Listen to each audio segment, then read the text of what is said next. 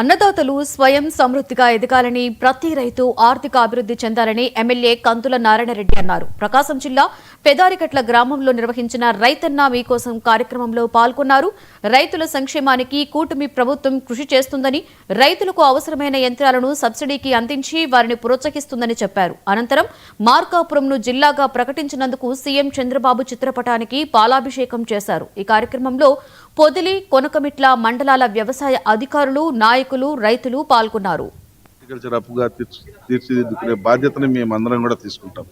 ఎందుకంటే ఎంతో అమాయకమైనటువంటి ప్రజానీకం ఉన్నటువంటి ఈ వెనుకబడ్డ ప్రాంతంలో ఈ అమాయకత్వాన్ని పోగొట్టి వాళ్ళకి మెలకువలు నేర్పించి వాళ్ళ కాళ్ళ మీద వాళ్ళు నిలబడేలా చేయాలా అన్నటువంటి మా ప్రభుత్వ సంకల్పాన్ని మేము తూచా తప్పకుండా పాటిస్తూ మా యొక్క రైతాంగానికి మెలకువలు కానీ పరికరాల విషయంలో కానీ అన్ని రకాలుగా సపోర్ట్గా ఉండి మా ప్రాంతాన్ని అభివృద్ధి పదంలో తీసుకుపోయేదానికి శక్తివంచన లేకుండా పనిచేస్తామని చెప్పి సందర్భంగా తెలియజేస్తా ఉన్నాం.